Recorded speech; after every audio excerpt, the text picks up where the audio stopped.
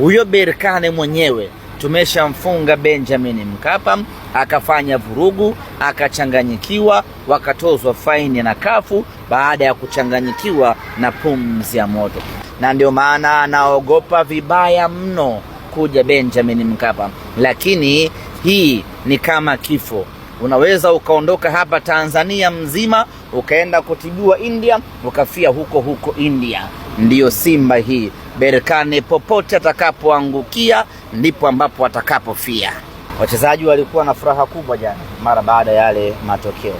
Hajatia unyonge hata kidogo, kwa sababu wao wanajua wana uwezo wa kufanya kitu gani zaidi katika uwanja wetu wa nyumbani. Kwa hilo wala halina mashaka.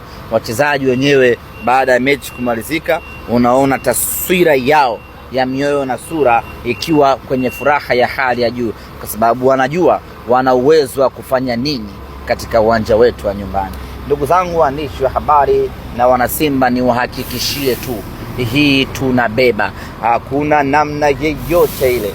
Nyama kombe liko uwanjani mbele ya watu wetu katika ardhi yetu hii ya Tanzania, kombe likaondoka. Sisi sio wa hivyo. Tumejiandaa, tunajiandaa, kombe linabaki Tanzania.